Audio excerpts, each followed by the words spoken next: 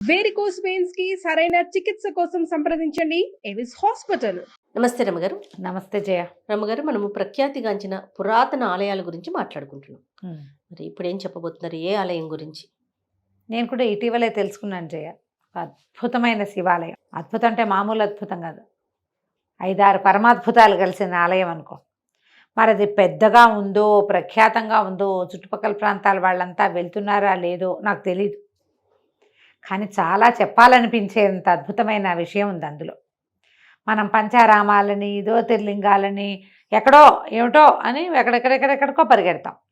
మనం ఏమిటో చుట్టుపక్కల దేవాలయాలు చూడం చేయ. కరెక్ట్ రమ్మగారు, ఎక్కడికో ఆలోచిస్తాం కదా, అలాగే అనిపించింది. అవునవును అవును.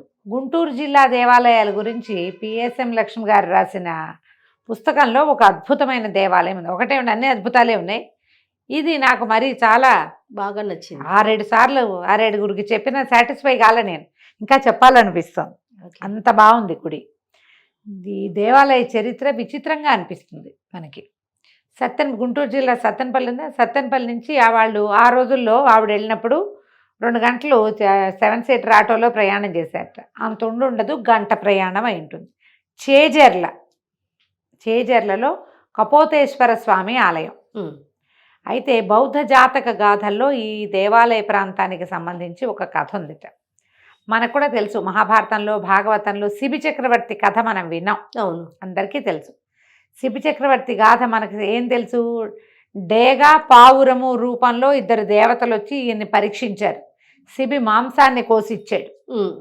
అయితే ఇక్కడ ఇంకొంచెం డిఫరెంట్గా కనపడుతుంది. పూర్వం ఈనాటి కాలము మాంధాత అనే చక్రవర్తి, ఆయనకి 3 కుమారులు, మేఘదంబరుడు, జీమూతవాహనుడు, శిబి, వీళ్ళు 3.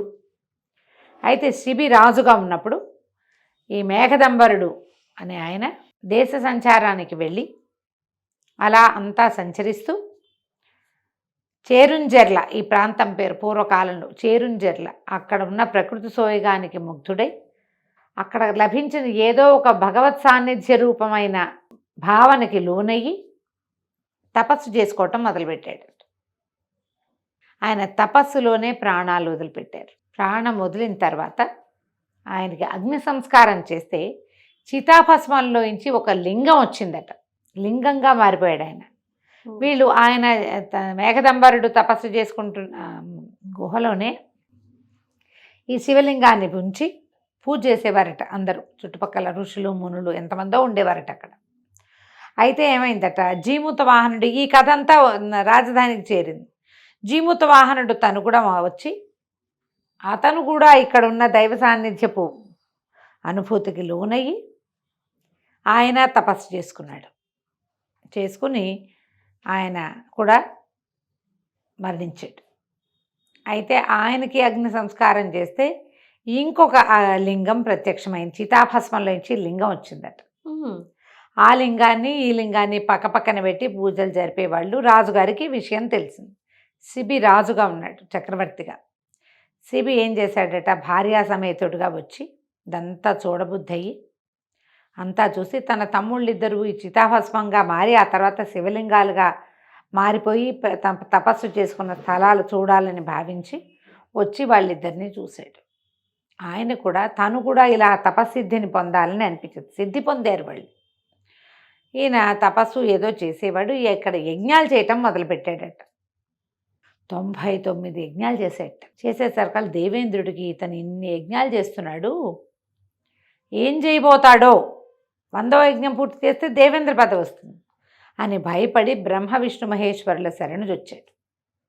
అప్పుడు బ్రహ్మ విష్ణు మహేశ్వరులు 3 భూలోకానికి ఉంచి ఇతనిని పరీక్ష చేయాలనుకున్నారు. ఎక్కడైతే కంటితోటి క్రీగంటితో చూశారో అది కండ్లకుంట. తర్వాత ఏం చేశారు, రూపాలు మార్చుకున్నారు. బ్రహ్మదేవుడు బాణంగా, శివుడు కిరాతుడుగా, మహావిష్ణువు పావురంగా రూపాలు మార్చుకున్నారు. మార్చుకున్న ప్రదేశాన్ని రూపెన గుంటట, ఇప్పటికీ ఉన్నాయి ఆ ప్రదేశాలు. ఎక్కడైతే ఈ కిరాతుడు ఒక బాణం వేసి పావురాయిని కొట్టాడు. ఒక కిరాతుడు స్వరూపంలో ఉన్నది మహేశ్వరుడు, పావురాయి రూపంలో ఉన్నది మహావిష్ణువు. ఇది కొట్టేసరికల్లా ఈ పావురాయి ఒక చోట పడింది, ఆ బాణం తగిలి.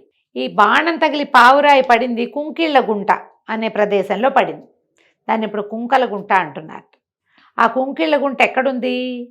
ఈ మన చేజర్లకి దగ్గరలో ఉంది. ఎక్కడైతే ఈ చేరుంజర్ల ఉందో ఈయన యజ్ఞం చేస్తున్నాడో దానికి దగ్గర. బాణం గుచ్చుకుని గాయపడినటువంటి పావురాయి ఎగరలేక ఎగురుతూ వచ్చి శిబిని శరణుజొచ్చింది. ఓ. ఆ బాణం ఎవరు? బ్రహ్మదేవుడు. దాని వెనకాలే కిరాతుడు వచ్చేసాడు. ఈయన ఆ పావురాయి అడిగింది నా ప్రాణాలు రక్షించమని. శిబి పావురాయి ప్రాణాన్ని రక్షిస్తానని అభయం ఇచ్చాడు.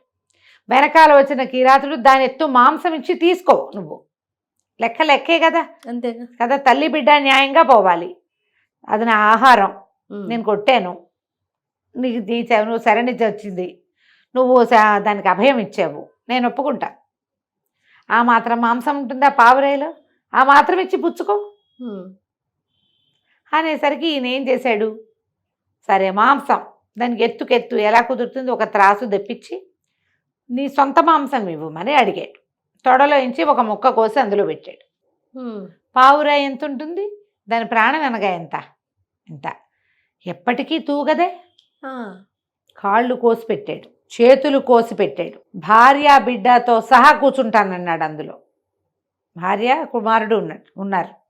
కుమారుడికి రాజ్యం చెప్పి నా తల నరికి ఇందులో పెట్టండి. పావురాయి ప్రాణాల కంటే ఇంకోటి ఎక్కువ. నేను ఇచ్చిన అభయమే, పావురాయి ప్రాణం కాదు ముఖ్యం అక్కడ. నేను అభయదానం చేశాను.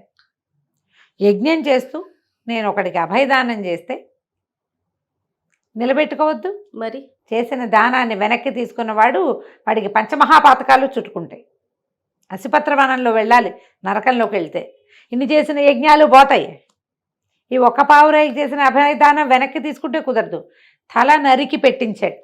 ఆ తల నరికి పెట్టంగానే పెద్దగా ఆకాశంలో నుంచి ఉరుములు మెరుపులతోటి పువ్వుల వాన కురిసిందట. కపోతమేమో మామూలు కపోతం అయితే ఆయన కొనగలిగేవాడు. ఆయన తొడ మహాబలశాలి శిబి, ఎంత మనిషో. ఆయన తొడలోంచి ఓ ముక్క తీస్తే పావురాయుడు 5-6 పావురాలు దూతాయి దానికి, ఒక పావురాయి కాదు. తూగలేకపోయాడంటే విష్ణుమాయ. అక్కడ ఉన్నది ఎవరు? మహావిష్ణువు అవటంతో అవలేదు. ఈ పెద్ద దేవదుందుబులు మోగి పువ్వుల వర్షం కురిసింది. బ్రహ్మ విష్ణు మహేశ్వరులు ముగ్గురు ప్రత్యక్షమయ్యారు. శిబిని జీవింపచేస్తామన్నారు, అమృత వర్షం కురిపించి. అయితే శిబి జీవుడు దానికి ఒప్పుకోలేదట. వద్దు, నేను త్రిమూర్తులు అభయదానం పట్టారు. ఇప్పుడు నారాయణే చెయ్యే కింద నా చేతి కింద, ఇక నాకు జీవితం వద్దు, ఈ శాశ్వతమైన కీర్తితోటే నా పేరు ఉండనివ్వమని అన్నాడు. అంటే ఆయనకి సాయుజ్య ముక్తి లభించింది. ఇక్కడ ఉన్న వాళ్ళందరికీ కైవల్యాన్ని ప్రసాదించండి, ఇది చూసిన వాళ్ళందరికీ. అంటే అందరికీ కైవల్యం లభించింది. ఈ చేతులు కాళ్ళు తల లేని శిబి మొండాన్ని ఆకాశం నుంచి తెచ్చినటువంటి వియద్గంగా తోయంతో అభిషేకం చేశారట. అదొక శివలింగంగా మారిపోయింది. ఇప్పుడు మనం అక్కడ చూస్తాం ఆ శివలింగాన్ని. కాళ్ళు చేతులు తల లేని శిబి మొండెమే ఇక్కడ లింగంగా పూజలు అందుకుంటోంది. ఒక చతురస్రాకార పీఠం మీద ప్రతిష్ఠ చేయబడి ఉంది. అది ఎట్లా ఉంటుందంటే అంత గుంటలు గుంటలుగా ఉంటుంది. ఆ శిబి మాంసం తీసి పెడుతున్నప్పుడు తగిలిన దెబ్బలు అవే అని చెప్తారట. అక్కడి నుంచి ఇలా ఉంది కదా, 2 పక్కల భుజాల్లాగా ఉన్న చోట గుంటలు ఉన్నాయట, 2 గుంటలు. ఒకవైపు గుంటలో ఒక బిందె నీళ్లు పోస్తే నిండుతుంది. ఎడం వైపు ఎన్ని నీళ్లు పోసినా కిందకి వెళ్ళిపోతాయి, అవి ఎక్కడికి వెళ్తాయో తెలియదు. ఎక్కడ కింద తడి ఉండదు. 2 గుంటలు ఉన్నాయి ఆ భుజానికి ఉండవలసిన దీని దగ్గర.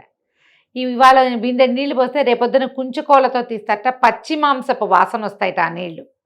ఆ నీళ్లు మంచి వాసన రావు, మాంసపు వాసన వస్తాయి. ఇప్పటికీ ఆ శిబి పేరుతోటి అక్కడ పూజింపబడతాడు.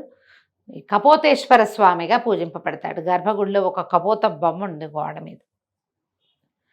అసలు భూమి మీద ఇలాంటి దేవాలయం లేదు. ఎరుకల గుడిసెలాగా ఉంటుందట దేవాలయం. ఇలాంటి స్వరూపంలో ఉన్న దేవాలయం మనకు కనపడదు, భూమి మీద లేదు. భూమి మీదే లేదు.